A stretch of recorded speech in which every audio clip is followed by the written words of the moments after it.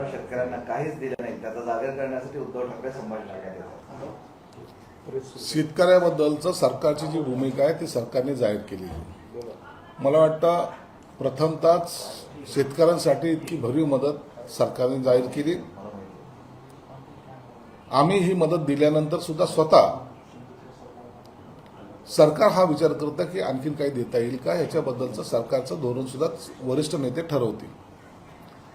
परंतु अशा वेळेला जेव्हा शेतकरी संकटात आहे, शेतकऱ्याची शेती वाहून गेलेली, पिकं सर्व पडलेली आहेत, फळबागा नष्ट झालेल्या आहेत, अशा वेळेला राजकारण करण्यापेक्षा सर्वांनी एकत्रित येऊन शेतकरी कसा त्याच्या पायावर उभा राहील याकडे लक्ष देणं मला वाटतं गरजेचं आहे.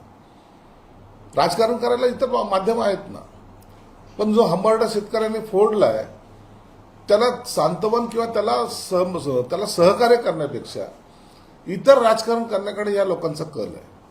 उद्या येतील, सरकारला 2-4 शिव्या देतील, शिंदे साहेबांना 1-2 शिव्या देतील आणि टोमणे मारतील, झाला त्यांचा मोर्चा. तुम्ही शेतकऱ्यासाठी काय करताय? शेतकऱ्यासाठी तुमची भूमिका काय?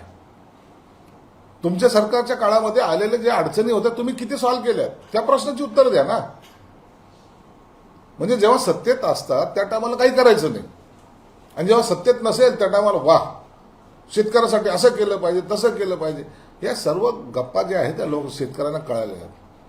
आज प्रत्येक मंत्री असेल, प्रत्येक आमदार असेल, प्रत्येक कार्यकर्ता असेल, हा शेतकऱ्यांजवळ गेलेला आहे, शेतकऱ्यांना भेटतोय, शेतकऱ्यांची अडचणी समजून घेतोय. आणि एकनाथ शिंदे साहेबांचं त्याच्या पुढे जाऊन वैयक्तिक मदतीचा सुद्धा ओघ त्याने सुरू केलेला आहे. म्हणून शेतकऱ्याला दिलासा देण्यासाठी त्यांच्याबरोबर राहा, त्यांच्या खांद्याला खांदा लावून त्यांच्या सुखदुःखामध्ये सहभागी झालं पाहिजे.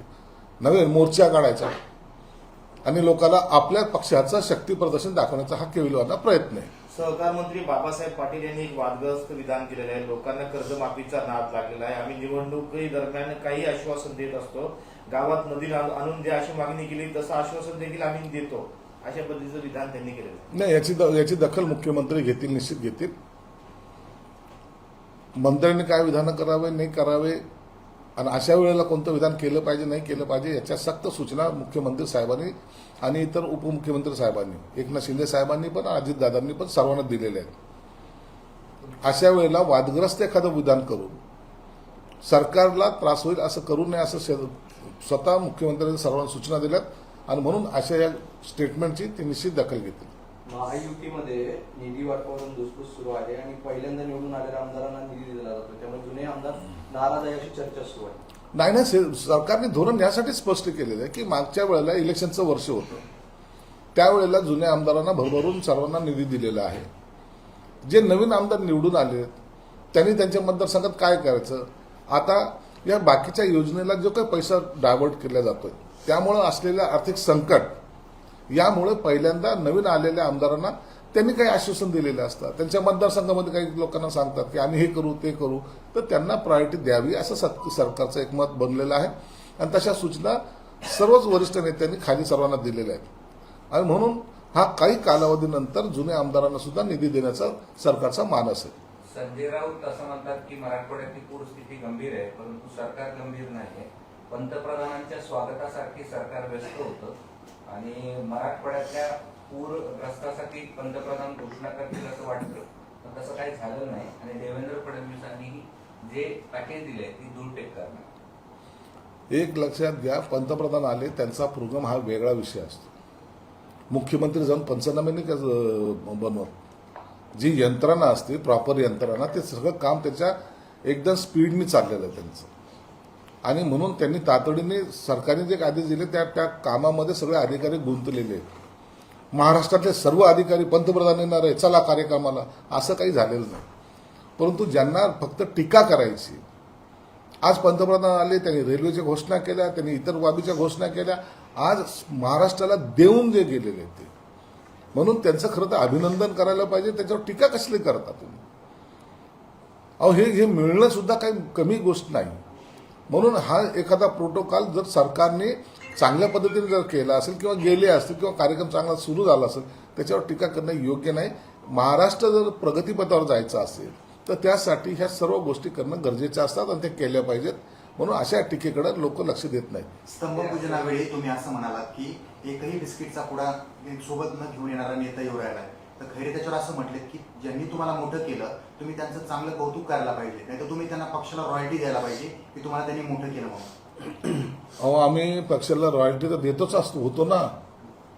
पक्षाला काय आम्ही रॉयल्टी दिली नाही असं म्हणायचं आहे का? खैरेने किती रॉयल्टी दिली?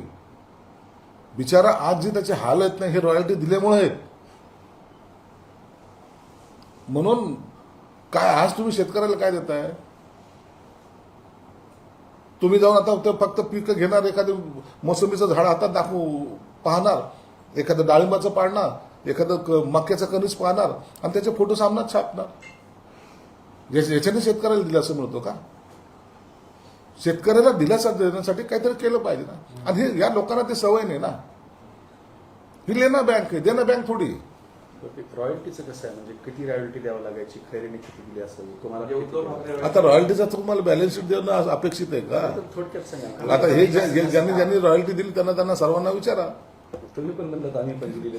आता मग आता ह्या सगळ्या काही गोष्टी असतात ते बोलायचे नसतात, परंतु हे टोल टॅक्स टाईप सगळं टॅक्स असतो ना, ते सगळीकडे ती पद्धत त्यांच्याकडे काही नव्हती असं काही भाग नाही. सगळीकडेच आहे की त्यांच्याकडे होते? प्रामुख्याने ज्या पक्षामध्ये मी काम करतो त्याच्याबद्दलच बोलेन ना, मी इतर पक्षाबद्दल का बोलू? ब्रिटनचे पंतप्रधानांचा पोस्टर मुंबईत लागले होते, त्याच्यावर संजय राऊत म्हणाले की ब्रिटनचे पंतप्रधान शिंदे गटात प्रवेश करणार आहेत. रात्रीची संजय राऊतची उतारी नसल्यामुळे त्यांनी केलेलं ते विधान आहे. संजय राऊत असंही म्हणाले की रामदास कदम यांनी जी चुमकी उडवली ती त्यांना गिळवावी लागली बाळासाहेबांच्या टीकेवर. संजय राऊतच्या बोलण्यावर जास्त लक्ष देऊ नका. संजय राऊत हा काही दिवसात तुम्हाला दिसेल त्याने उबाटाचे दुकान बंद केले म्हणून त्याची जी काही पद्धत आहे काम करण्याची ती पक्ष संपवण्याकडे वाटचाल करणारी आहे. म्हणून त्याच्या प्रत्येक टीका, प्रत्येक स्टेटमेंट हे पक्षाला डुबवण्यासाठी असतं. रवींद्र दंगेकरांचा असा आरोप आहे की चंद्रकांत पाटलांनी निवडणुकीमध्ये गुंड वापरले. तो समीर पाटील नावाचा जो व्यक्ती आहे तो गुंडांच्या संपर्कात आहे, त्याची मदत घेतली. भाजपचे लोक खासगीमध्ये हे दंगेकरांना कबूल करतात असं दंगेकरांचा आरोप आहे. नाही, ते त्यांचं वैयक्तिक काय मत आहे किंवा तिथलचं राजकारणाबद्दलची मला काय कल्पना नाही. आज जे मेळावा होतोय, जे होर्डिंग लागले सगळे, त्यावर सगळे आमदारांचे फोटो आहे, 70 वगळून. म्हणजे ग्रामीणचे सगळे आमदार आहे पण अब्दुल सत्तारांचा फोटो नाही. ते चुकून राहिलं असेल. ते तुमचेच बॅनर आहे व्यक्तिगत. हा, ते चुकून राहिलं असेल. कार्यकर्ता टाकताना त्याचा चुकून राहिला असेल. बऱ्याचदा अब्दुल सत्तार गैरहजर दिसत आहेत. काल परवा तुम्ही उद्घाटन केलं, त्याला इतर आमदार होते, अब्दुल सत्तार नव्हते. इतर तुमचे बॅनर आहेत त्याच्यावर म्हणजे जवळपास अब्दुल सत्तार बॉयकॉट केल्यासारखी परिस्थिती होती. नाही, काही कामात असतील ते बिझी असतात. त्या भागामध्ये पूर आलेला आहे म्हणून ते कामात असतील म्हणून आले नसतील. त्याच्यावर आम्ही काही आक्षेप घेण्यासारखं काय पण म्हणजे त्यांना बोलवलं होतं का, निमंत्रण दिलं होतं का? सर्वांना निमंत्रण दिलं जातं. इथं पक्षातल्या प्रत्येक कार्यकर्त्याला आमदारांना निमंत्रण देत असतो आणि काही वैयक्तिक कामासाठी काही एखादा जर अब्सेंट असला तर त्याचा असं एवढा गैरसमज करून घेण्यासारखं काही नाही. अब्दुल सत्तार मुद्दामून पक्षाच्या मुख्य कार्यक्रमांपासून लांब जात आहेत काही, असं नाराज वगैरे पक्षावर असेल? नाही, त्याची काही कल्पना नाही.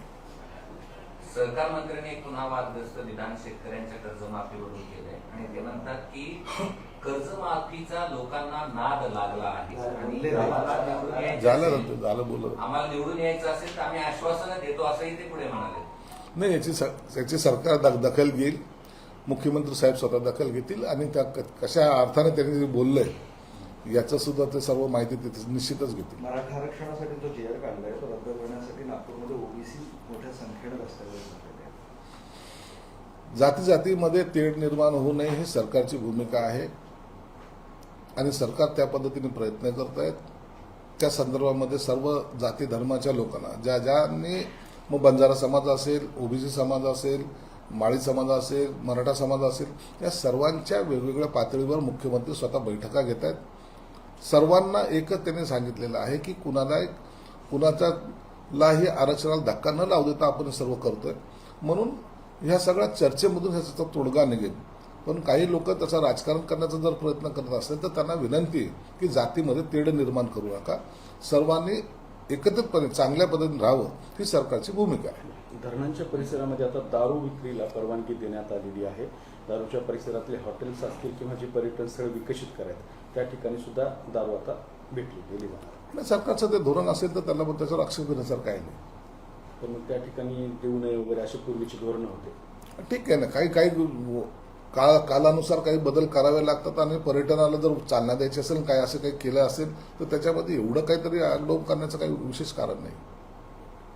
मराठवाड्यातील अतिवृष्टीची यादी काल नवीन जी आर आला आहे, त्यात नांदेड जिल्ह्याला वगळलं आहे आणि नांदेडमध्ये अतिवृष्टी पण झाली होती. नांदेडमध्ये सर्वात जास्त अतिवृष्टी झालेली आहे. त्या संदर्भामध्ये सरकार गंभीर पण आहे. पहिल्यांदा मदतीचा जो ओघ आहे, पहिला टप्पा जो जवळपास 500 कोटी रुपये फक्त नांदेडसाठी दिले होते आणि म्हणून नांदेडला वगळण्याचा प्रश्न येत नाही.